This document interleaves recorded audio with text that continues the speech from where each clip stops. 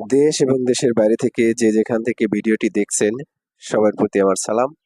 আসসালামু আলাইকুম। আজকে আমি আপনাদের সামনে হাজির হয়েছি ছোট্ট একটা ভিডিও নিয়ে। ভিডিওটা আসলে জনসাধারণের জন্য, সাধারণ জনগণের জন্য।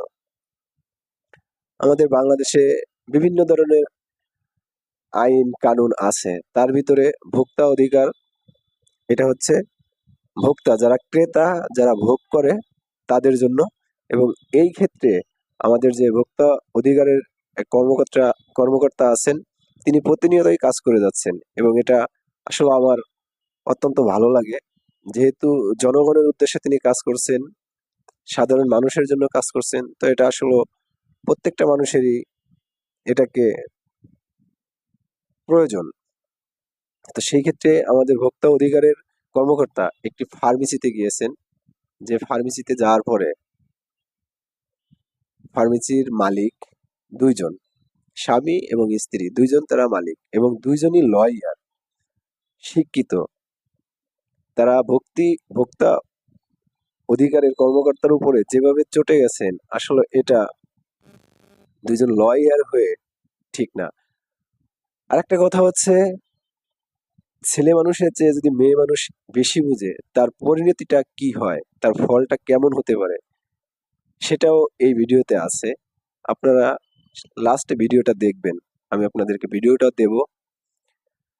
তো এখানে ভোক্তা অধিকারের কর্মকর্তা তাদেরকে যেভাবে সলিউশন দিয়েছেন এবং তাদের যে নিয়ম কানুন আছে, তারা যে পণ্যগুলো বিক্রি করে এটা আসলে কি বৈধ বা অবৈধ, এটা যাচাই বাছাই করার জন্যই বেশি ভোক্তা অধিকারের কর্মকর্তাগণ ব্যবসা প্রতিষ্ঠানে তল্লাশি করে। কাগজপত্র, তাদের যে বৈধতা, লাইসেন্স, সরকারি অনুমতি, এগুলো আছে কিনা। তো প্রত্যেকটা ফার্মেসি, প্রত্যেকটা ব্যবসা প্রতিষ্ঠানের মালিকেরই লাইসেন্স থাকে এবং কাগজপত্র ঠিক রেখেই তারা ব্যবসা বাণিজ্য করে। তো এই ক্ষেত্রে এই মহিলা যে কথাগুলো বলছে, সেটা আপনাদের কাছে কেমন লাগবে বা কেমন লাগছে, সেটা আমাকে অবশ্যই কমেন্ট করে জানাবেন।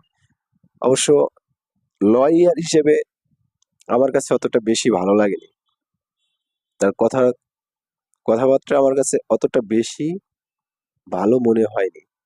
আপনি ব্যবসা করবেন করেন, কেন আপনি 2-3 লাখ টাকা মাসে লস দিয়ে তারপরে আপনাকে ব্যবসা করতে হবে? আপনাকে কি কেউ জোর করতেছে যে আপনার ব্যবসা করতেই হবে? আপনি যদি ব্যবসা না করেন তাহলে হয়তোবা দেশ চলবে না, দেশের জনগণ আপনার এই ওষুধ অন্য কোথাও পাবে না। এই ম্যাডাম বলছেন, আমি প্রতি মাসে 2-3 লক্ষ টাকা লস দেই এবং এটা সেবামূলক প্রতিষ্ঠান। আসলে সেবাটা কি? ফার্মেসি এটা সেবা, কিন্তু আপনি কি আপনার পৈতৃক সম্পত্তি বিক্রি করে এনে জনগণের সেবা করবেন? এটা কোনোভাবেই সম্ভব না। এটা কোনো ব্যবসায়ী, কোনো প্রতিষ্ঠানের মালিকই করে না। যত বেশি সেবাই দিক না কেন, তার ব্যবসা ঠিক রেখে, তার প্রতিষ্ঠানের লভ্যাংশ রেখেই তারপরে সে ব্যবসা করে এবং সেবা দেয়। তো এখানে মহিলা বারবারই বলতেছিলেন যে আমি প্রতি মাসে 2-3 লাখ টাকা লস দিয়ে আমি সেবা দিচ্ছি, এটা আমার সেবামূলক প্রতিষ্ঠান। তা আপনাদের মতামতে কি হতে পারে? আপনারা ভিডিওটা দেখবেন, দেখার পরে আমাকে অবশ্যই অবশ্যই কমেন্টস করে জানাবেন আসলে ম্যাডাম কোন উদ্দেশ্যে এই কথাগুলো বলছেন, যে তিনি প্রতি মাসে 2-3 লক্ষ টাকা লস দিয়ে সেবা দিচ্ছেন। প্রকৃতই সেবা দিচ্ছেন নাকি এর পিছনে কোনো বড় ধরনের ডাকাতি আছে? এটা আসলে আমি এখনো বুঝিনি। তো আপনারা যদি বুঝে থাকেন তাহলে অবশ্যই আমাকে কমেন্টস করে জানাবেন এবং চলুন আমরা সেই ম্যাডামের কথাগুলো শুনে আসি এবং ভোক্তা অধিকারের যে কর্মকর্তা আছে তার কথাগুলো শুনে আসি। মনে করেন যেটি আমাদের ইনজাস্টিস হয়েছে, তাহলে জাস্টিস পেয়ে যাবে। যে বিক্রি করছে তাদের আমার উচিত কথা শুনবেন তো? আমার কথা শুনতে হবে। বলেন, আপনি আপনাদের বলেন। কথা আমরা অনেক শুনছি, বলেন। অনেক শুনছি আপনাদের, আমি একটা কথা শুনি, অনেক বলেন। শুনছি। আমি বাটার জুতা প্রথম দিন কিনে পরের দিন ছিঁড়ে আর গেছে, বাটার সেটা ইস্যু নিয়ে এখানে গেছি। আসছে কেন? এখানে আগে তাহলে বলেন। সেগুলো তো যাবেন না। এটা তো আমরা সেবামূলক একটা প্রতিষ্ঠান, সেবামূলক।